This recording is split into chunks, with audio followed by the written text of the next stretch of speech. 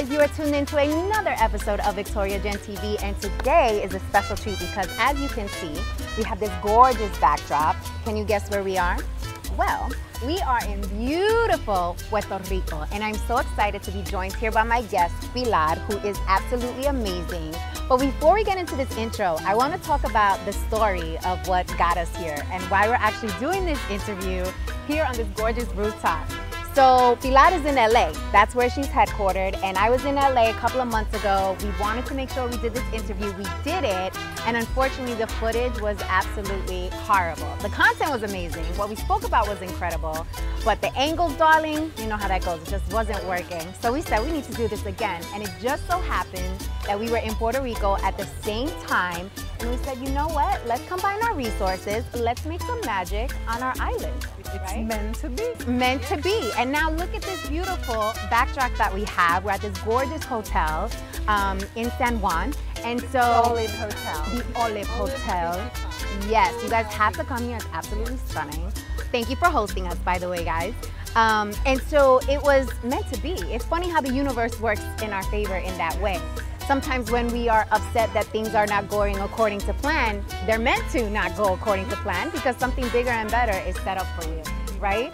So I wanted to give you guys that background because it's really exciting that we find ourselves here again, especially in beautiful Puerto Rico, which is so near and dear to your heart. And we're gonna talk about why in a little bit, but shout out to the universe.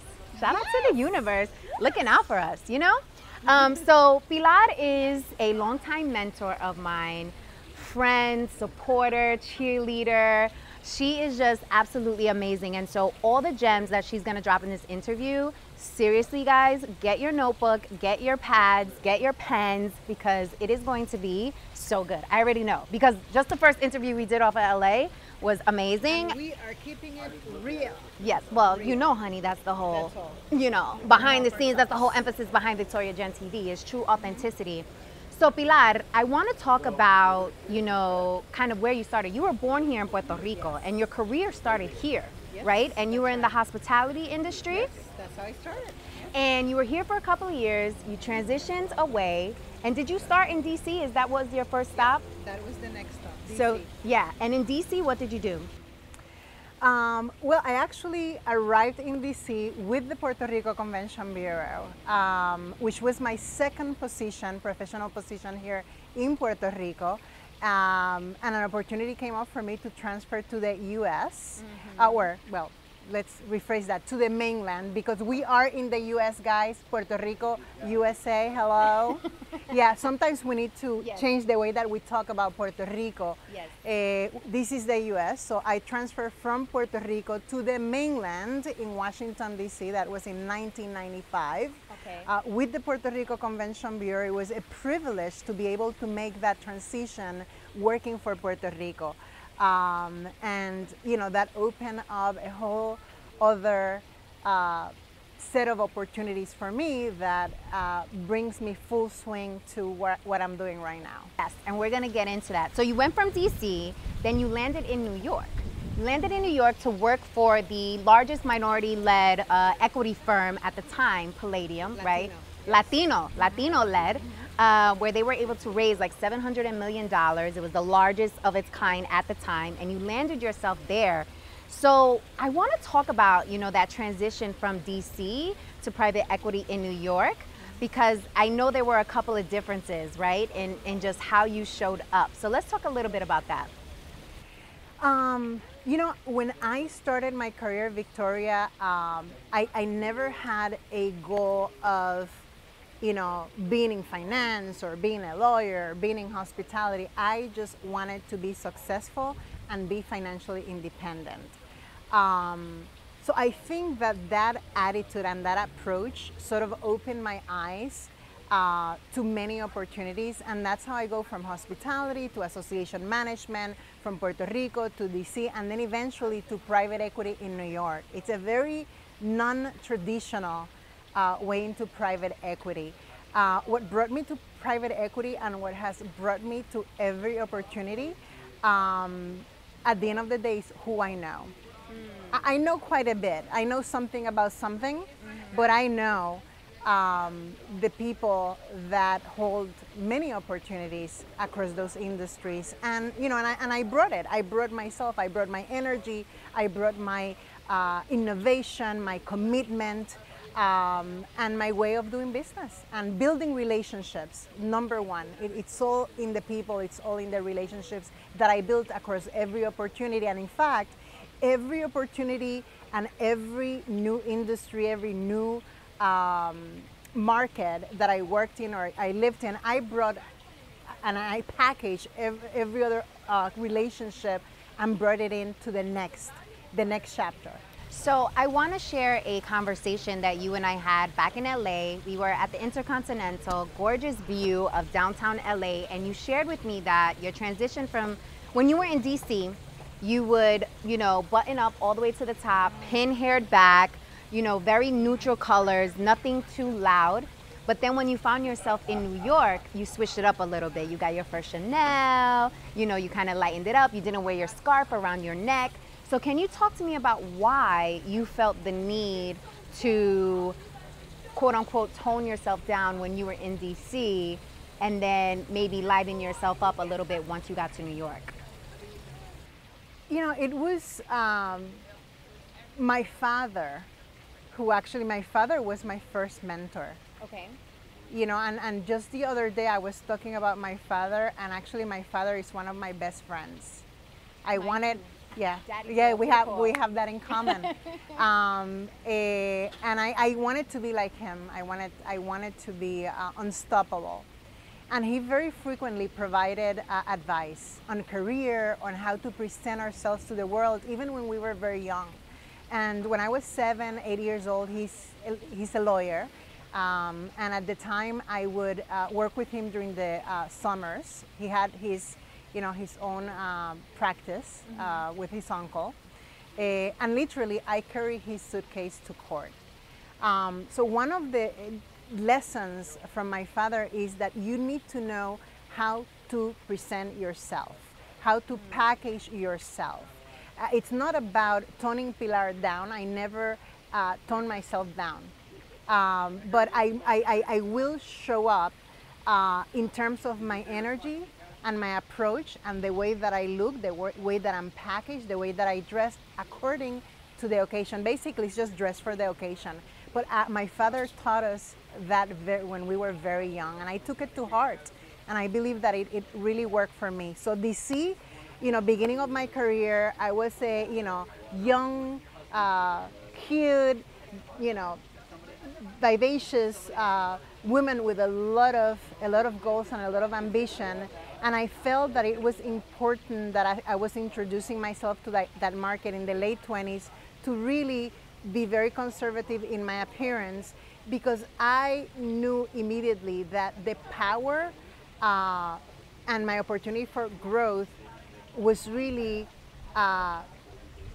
in developing relationships and collaborating with the men who held the power and opened the door. So if I was going to do that, I wanted them to see me, for Pilar, the professional, the young woman that's going to support you and grow and learn, and not really as a woman or anything else, but a professional, an ambitious professional. And this was how many years ago that you were in DC? 1995. 1995. So 24 years. The Pilar you are today and the Pilar you felt yourself becoming once you got to New York and you felt like you could let your hair down a little bit, is that accurate? Well, you know, what happened, it's about getting your stripes, right? And it's about establishing your brand, building a reputation. And, you know, by the time that I get to New York, people already knew what I brought to the table and what I was capable of doing, and that's how I, you know, ended up in New York and in private equity. It was the time to come more into my own. Okay. And begin to peel the layers and step it up in my sophistication, in my presentation. That Chanel bag, let me tell you, there's a story. So when I exited from my nonprofit job at New America Alliance in DC, they gave me an exit bonus. They were very, very kind and very generous to help me set up for the next chapter. And I spent the entire bonus shopping for a new wardrobe. I did a makeover, you know, hair, jewelry, and I went into the Chanel store with my friend Carmen. I went in, I saw this beautiful black bag, just exquisite Chanel I never seen, and I don't think that I've even touched anything that exquisite in my life before. And then I'm looking at the shelves and I see this red, Victoria, it was just gorgeous red Chanel. But then there was the tan and black color, and I just couldn't help myself. I couldn't decide which one. Don't tell me you got them all. Well, honey, I walked away. I walked away with Carmen. I said, Carmen, and I said, I'm so sorry. I'm sure the women are like, oh, it's like these girls, of course. I mean, we didn't look like we were going to buy anything, and we actually walked away from the counter, honey. And so I walked away, and I'm conferencing with Carmen about, oh, the black is more neutral, but the red is so. And Carmen is a mentor of yours. Carmen is actually a young woman and a good friend and a colleague and you know, a sister. Okay. That you know, with whom I developed a beautiful relationship along the way. Very important person in my life, Carmen Ortiz McGee. Oh, Carmen Ortiz McGee. Yes. So why did you walk away? I walked away. I mean, I couldn't make a decision, so I conferenced with Carmen, thinking, well, I should be more edgy, get the red one, or you know. So I just told Carmen, listen, let's just go back. We went back, and I just looked at the one. I said, listen, I am so sorry that I cannot make a decision. So I'll have all three. And how about those glasses? What about that? No, wallet? you didn't. Did. Oh my God! So it was almost like that scene in Pretty Woman when they didn't want to service her. They thought she really didn't have the money. With my own money. Let's make sure we highlight that, which is something we're going to talk about in this interview about setting yourself up financially. So that you can have real freedom in life, right? Which Pilar has been able to do. Incredible. I love that story. Okay, so I want to just go back quickly to the DC example, because I think that's our first lesson in authenticity as well as moving with strategy, right? Because I think, you know, the generation now and just the way people work now is so different, and it's very commercialized to show up as yourself, to be your true authentic self. And people are, you know, kind of walking on edge in a lot of ways and taking a lot of different types of risks now in terms of how they show up, in terms of their presentation versus before. So the Pilar that you are now and where you are in your life, would you say that the way you conducted yourself back in DC in terms of how packaged you felt you needed to be, if you could go back, would you do it the same way?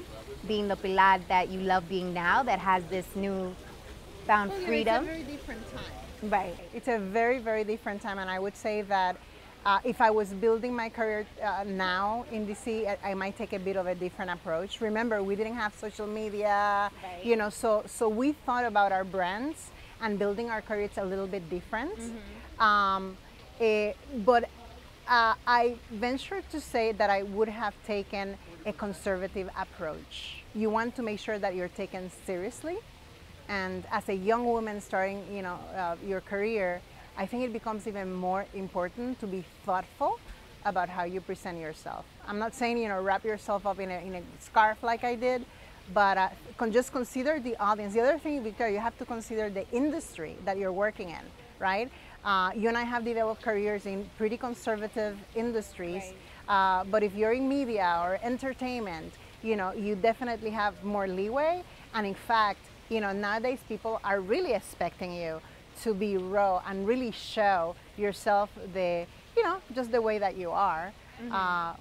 But, you know, it's just a matter of, you know, putting thought into it and considering how to best present yourself to the world and dress for the occasion. It's an old concept that has merit. Dress for the occasion.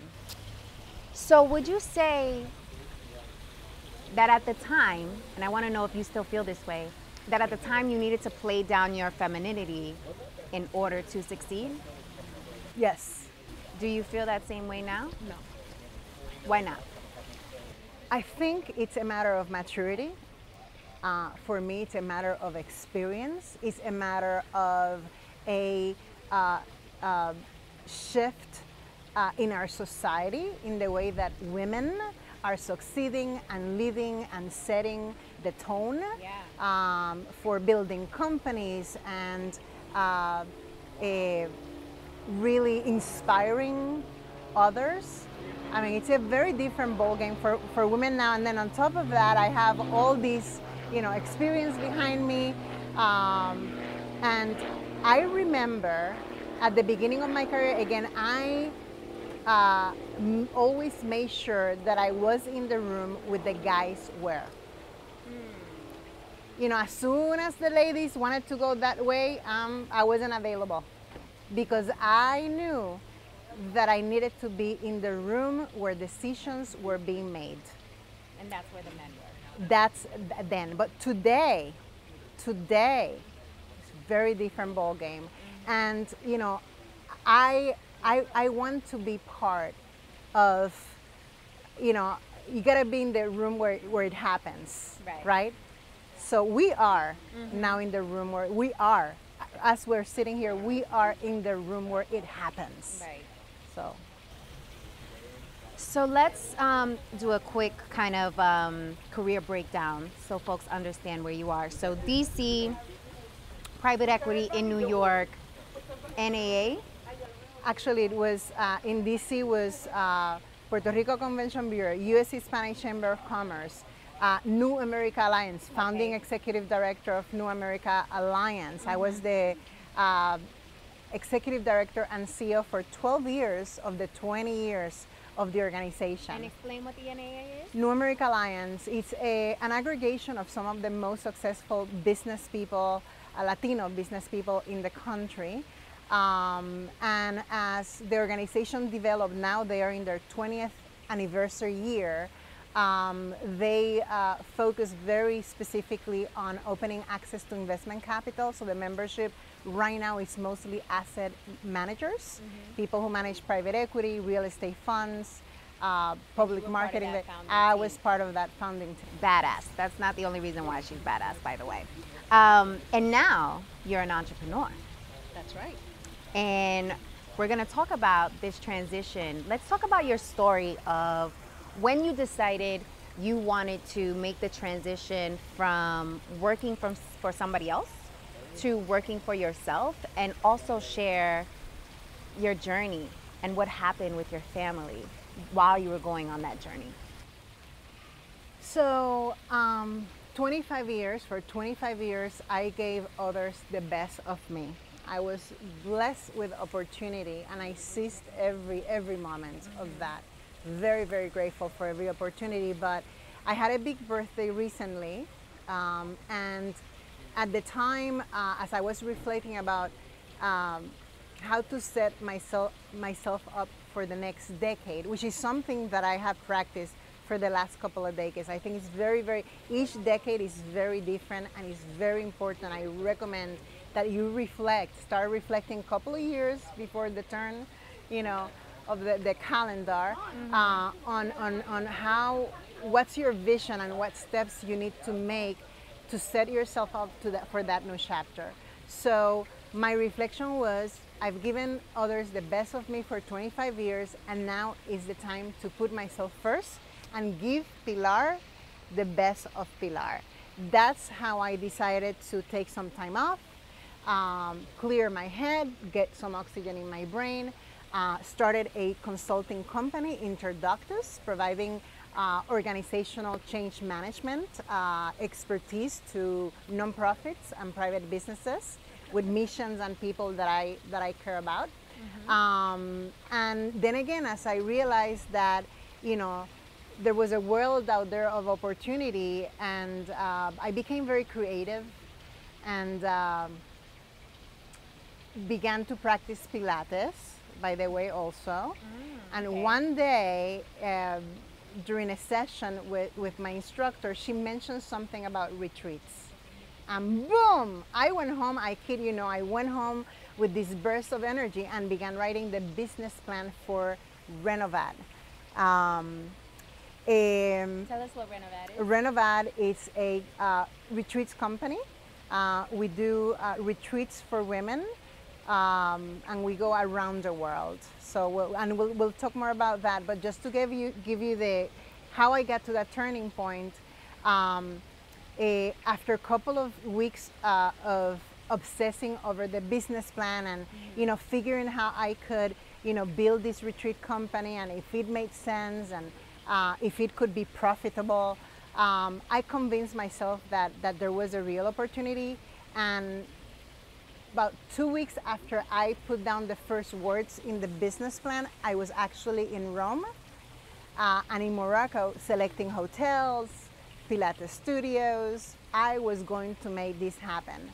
Now, there were 3 different turning points. One, the big birthday. Second turning point was Hurricane Maria. On September 2017, I was actually in Rome for Reinvent, selecting hotels. And that day I was taking a flight to Morocco to do the same. I spoke to my mother at the airport in Rome, and I didn't know if I would be able to reach her when I landed in Morocco because the hurricane was right by the U.S. Virgin Islands. On its way to Puerto Rico. Right. As I was getting on that flight, that 2-hour flight. Gladly, I was still able to talk to my mom when I landed in Morocco. And the images of what was happening were already coming through the internet. And I have to tell you, Victoria, I have to thank the people of Morocco for holding me so closely. It was a very challenging time. I came back home to LA and I had to put Reinvent on hold. At that time, I decided to focus on a great client that I had, put plans to get other contracts and clients on hold so that I can have time to help Puerto Rico and really help save lives. I spent overnight after overnight online trying to figure out how to save lives, literally, and serve the people that were desperately looking for help and information. We raised a lot of money. I eventually was able to come in and do some on-hand, recovery work here. But 2 months later, the third turning point that brings me here and brings me to focus on Reinvent was that my sister became terminally ill, my sister Maria Isabel. And one day I had to pack my bags in LA in 15 minutes and show up here to spend with her, with my parents, with her children, the last 2 months of her life. So at the time, everything was put on hold.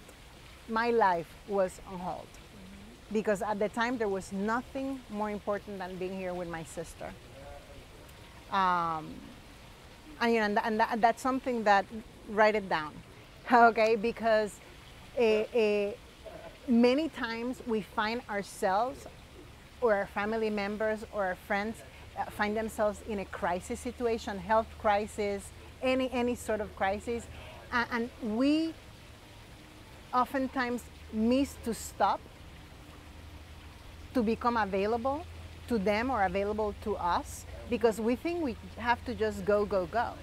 That because financially, because we have to make money, but there was no other place that I'd rather be than with my sister and with my family for those 8 weeks. It was a blessing to be able to do that. So I went back to LA and I was completely shut down. I was paralyzed by fear. Fear of living. It's sort of like even like a guilty feeling. Why her and why not me? but you know, it can happen to me. Right. She was 2 years younger than me. She turned 49. We sang happy birthday to her 2 weeks before her passing, right? So this fear of dying, but then again, fear of living, totally paralyzed. And I realized that I needed to protect my mind and let my heart lead me through the process of grief and through the process of deciding how to engage with life again. My mind that had served me so well, right, with timelines and calculations and goals, was just not ready for the task of deciding what is the next step. So as I surrendered to my heart, which is something really an unknown territory for me, the answer was go back to Puerto Rico. So I packed a bigger bag, and I came back home because I just wanted to be my safe place with my parents and, you know, cuddle with my mother and, you know, have 3 p.m. coffee and have, you know, and just be with them through their grief and through my grief. That was 6 months, so total of 8 months in Puerto Rico, which in a way also gave me an opportunity to be here during a very critical time of the hurricane recovery. And throwing myself into some of that work was definitely part of my healing. But as I regained my strength, and I began to think about what is it that I want to do when I get back to my life, Reinvent, you know, popped up as the most exciting thing that made my heart beat faster. So let's pause on this for a second because there was so much in that. And thank you for being so candid and transparent with us. So a couple of things happened that found you on your journey to entrepreneurship, right? So 25 plus years in corporate, course industry, suited up, you know, hair pinned back, and you found yourself reaching a pivotal point in your life, a great birthday coming, and you felt you needed a change, you needed to shift, you needed something different, right? This couldn't be life, right? You gave 25 years of yourself to other people, you now needed to put it back into Pilar. Then, unfortunately, Hurricane Maria hit Puerto Rico, and Puerto Rico is home, Puerto Rico is family, Puerto Rico is amor, it's your love, it's your heart, it's your people. And that kind of stopped you right there in your train tracks. You were so excited to start your consulting company and then had this epiphany to do Renovar, and then Hurricane Maria stopped you in your tracks, right? Which sometimes happens in life. We think we're on the right path, we have this plan, right? You put your business plan together, everything's going so good, and then something happens that's outside of your control that stops you, right? Then, that's life, exactly. Then after Hurricane Maria, unfortunately, your sister, which was something, again, out of your control, something you did not know was coming, stopped you on your tracks, right? Where you had to put everything on pause. You needed to heal from that. You needed to regain your confidence in Pilar, right? You needed to believe in your purpose again and believe that you belonged here, right? So you found yourself back in Puerto Rico because you felt like you needed to be found again, and you found yourself here again. And now, Renovar is something different. So before we go into your retreats, I want to really just talk about fear for a second. Because all of that change and all of that transformation that you went through, there was fear that followed you throughout that path, right? And regardless of how hard, I'm pretty sure you tried to ignore it or suppress it, it just was there. So can you talk to me about how fear allowed you to get to where you are today?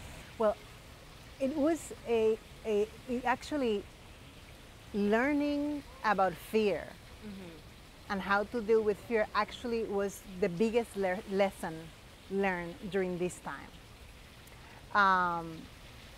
There's no fearless without fear. Right? So fear is a reality, and rather than dismiss it, which is our instinct and the way that we're taught, right? Like who wants to be, focused on fear, right? No one. So we sort of dismiss it, we keep walking, but one day it comes and it gets you, particularly when you get to the stages of life when you're facing major loss. So basically for me, I look at fear in the eye and I tell fear, I see you, I know you, and I am bigger than you. I no longer dismiss fear. I keep my eye on fear. So you use fear almost as fuel now to Yes. propel you and to Yes. push you. Yes, I use it, basically I put fear on notice. You are not taking over me. I am stronger. So whenever, I feel any kind of doubt, or I'm afraid of taking a new step, I'm questioning what I'm doing, I'm questioning other people, I just bring myself back to my center, and to my power, and figure out how to move ahead. Fear will not paralyze me ever again. That's I'm determined to continue to be bigger than fear. And do you think that we need to all experience being paralyzed, being almost helpless and feeling lost in order for us to build up the courage and the bravery and the mindset for you to now be where you are today, which is this putting fear on notice powerhouse woman that you are? I think that unfortunately, very, very unfortunately, the culture of dismissing fear, I believe, has caused the younger generation of people that are coming behind me to it's not preparing them to deal with failure and with fear. And there's so much mental illness and depression, and again, whether it is fear or anything in life that needs to be attended to, right? You need to recognize it. You need to look at it. You need to acknowledge it, and then you need to deal, and transform into your power. You have to dominate fear, or again any other crisis and any other thing that you're going through, and we just need to be more mindfulness, awareness of who we are, of life, of how we feel. Not have fear of communicating what that is, or even recognizing ourselves that we're having these feelings, right? For me, that understanding and that wisdom has come with time and with experience.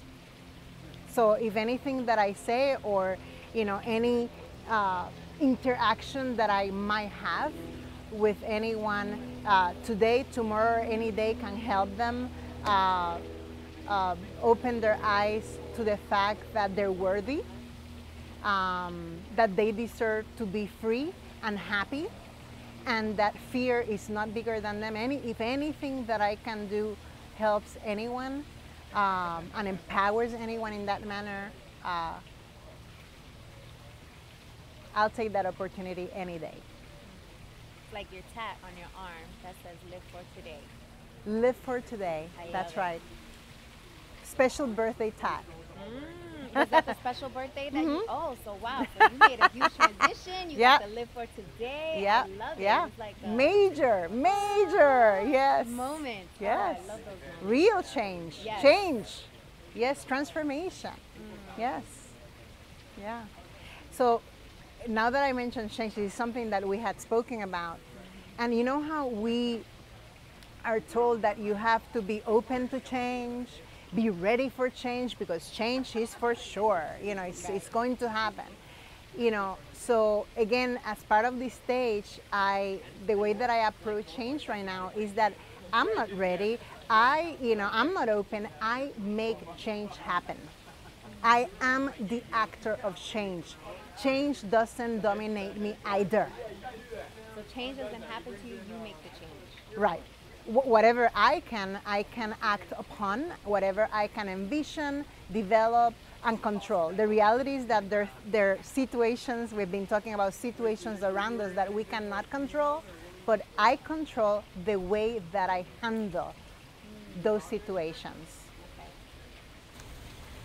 So let's talk about one of my favorite topics, which is money. Honey, darling. Yes, because you are now self-funding your business. I am. And the fact that you were able to take time off to be there for your family, to be there for your people of Puerto Rico during Hurricane Maria, you were able to do all of that because you have been very smart with money and you have always been mindful about money. And money was a driver behind a lot of the things that you have accomplished in your life, which has led you now to self-fund your own business. So can we talk a little bit about that and the significance of that and why it's so important? Yes. So money is good, okay? Money is good. Let's just establish that. You can do a lot of good, when you have the resources. And, again, as a young child, growing in my family, my grandparents were very humble people from both sides of the family. They both rose through entrepreneurship. Okay. And through political activation. They were leaders in the community. Through education for the next generation. My father was the first of his cousins, to go to college. His uncle became a lawyer. He became a lawyer. So money was a vehicle for us to be able to live with peace, to support our family, to access healthcare, to have a nice home, to give to the church, to help other people. And I remember being in my grandparents' house when I don't know, we were like 7, 8, 9, 10, and they had a safety box in the bedroom. And every time they opened that safety box, there were like stacks of money. They bought and sold real estate with the money that they made from the business. Okay. That's how I got my eye on real estate and what it can do for you. But as children, every time that they opened and we saw all of that money, we're like, oh my goodness! But the only thing that we wanted was a quarter to go buy candy. Yeah. So, my relationship with money began at that time, and I always saw it as a vehicle to support my family, not as the end goal. Got it.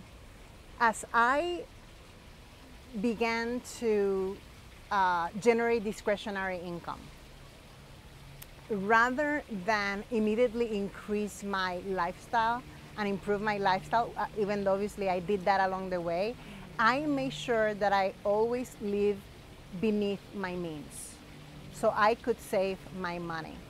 And I wanted to start buying houses and buy real estate as a way of building my wealth. To date, I have been very blessed to have done 7 transactions. And it is with some of that capital that I have accumulated that I was able to take the time off, be with my family, and then as I came back to my life, dedicate some of those resources to the start of Reinvent. So money is good. You can do a lot of good with it, and you can give a lot of that away too. I love giving money. I love supporting other people's dreams. Mm-hmm. or needs. Sometimes right. are very important needs. Right. Crisis, feeling in a crisis. Mm-hmm. And I think that's why the universe always takes care of you. Yeah. Because you have such an incredible heart. It's definitely one of the things that I love about you. I believe it. So let's talk about Reinvent. and those experiences. And Renovad. Renovad. Where did this name come from? Well, renovar is actually this formal conjugation of the Spanish verb renovar. Renovad, vosotros renovar. So it's an action verb and it means renewal, renew, refresh, reinvigorate. And that is what the women can expect from the experiences, right? Renovar, relaxation, inspiration, and adventure. That's what Renovar is about. It's a series of retreats around the world. We're starting in Italy, Labor Day weekend. We're going to Morocco on Thanksgiving. Next year, Puerto Rico in March, Costa Rica, Greece. I'm actually scouting in Greece this summer. And eventually Thailand, India.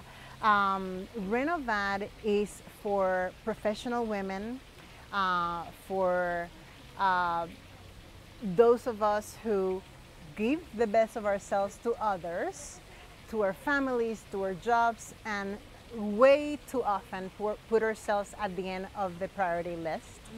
So this is an opportunity to just disconnect from the daily drill and reconnect to the power within.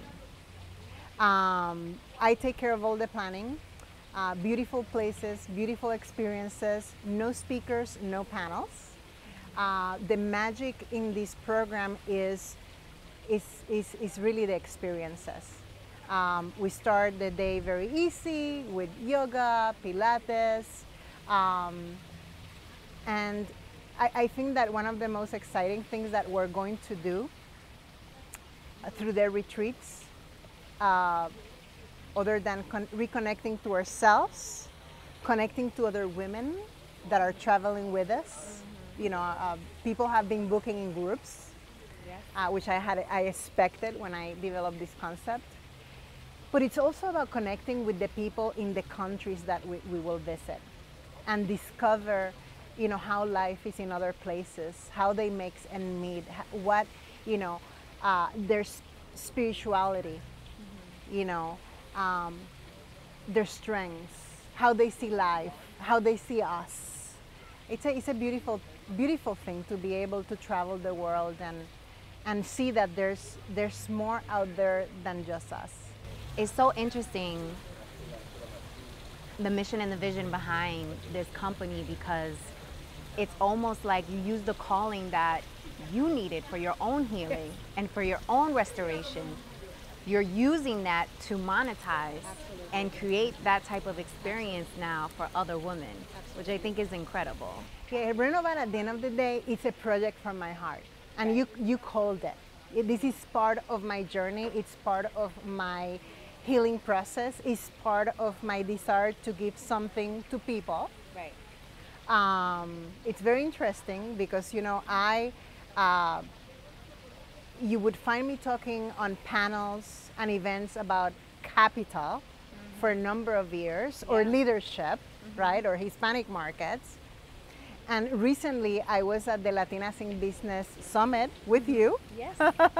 You were on the social media panel. I was on the wellness panel. Pilar Avila. Wellness now. Wellness. Yes, yes. And it's really interesting because as I was preparing for the panel, I knew that the wellness industry was, you know, growing leaps and bounds. But as I actually studied what's happening, I am in the fastest growing segment under wellness, which is wellness travel. So it seems that what I'm putting together is what people are looking for. I sort of knew it because it's what I want for myself, right? So hopefully it will continue to resonate, and you know, we create a different way of connecting to one another, because you know, again, this is an opportunity for us who have developed beautiful business relationship with many women who have mentored us, women that we have collaborated or mentored, to really take the time and go away and deepen our relationships, get to know each other at a different level, and also support one another at a different level through the different, you know, transformations and changes that we're going through and that are ahead. I think one of the key points here is for those of us who are aspiring to start a business or who are trying to identify their passion or just trying to figure it out, the first step is looking inside and figuring out, what are you struggling with? What are things you wish existed? What are gaps that exist in your life? And then make something and monetize off of it. And then boom, you have your business right then and there. So it might seem so complex at times, but it really can be so simple if we just think about it. So one of the questions I ask all of my guests, and you've had a very lucrative career, you spoke about relationships. So talk to me about what collaboration means to you and how it has helped you.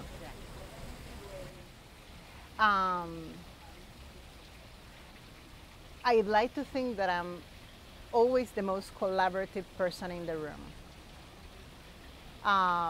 We don't do anything alone. Right. And if you think that you're going to do anything on your own, believe me, you're thinking small. Collaboration is about thinking big.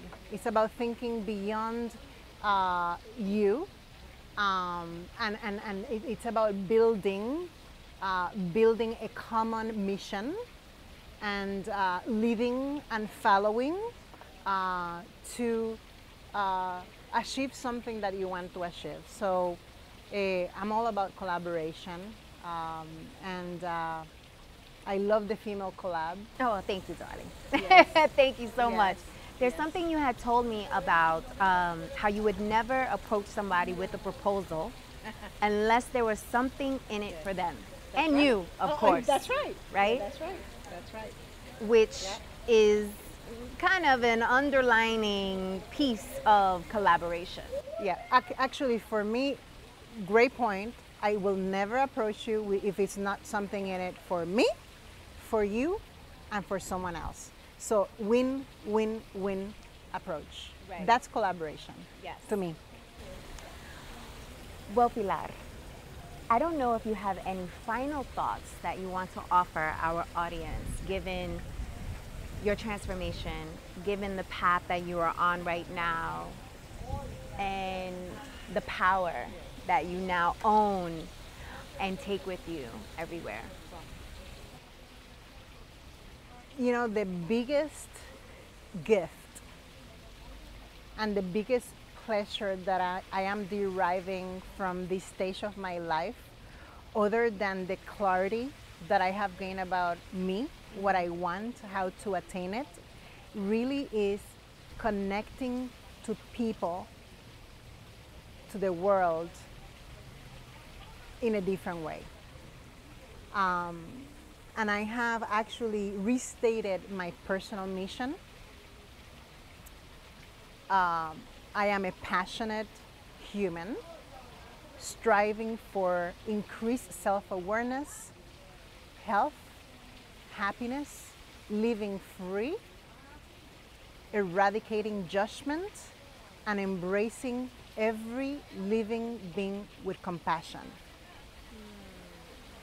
I think that's a great ending to this interview, because I think that new self-purpose is one that we should all admire to be, because I think that is the most selfless, and the most brave, because in order for you to be selfless, in order for you to eradicate judgment, you need to be courageous enough to let go and release and put yourself on the same level as somebody else, regardless of the status that they have in their lives. So Pilar, thank you so much for joining me on this episode. Thank you for being you, for always being in my corner. No, thank you. No, seriously, Pilar is a mentor of mine that continues to pour into me and continues to be somebody that I call when I need advice, and continues to be a light in my life. You fill me with energy, you fill me with hope, you fill me with happiness. I love you. I admire you. I am Make me cry on my show? I am it is my pleasure to be journeying through life together. So thank you for this. Thanks, guys. That is the end of this episode. Stay tuned for the next one.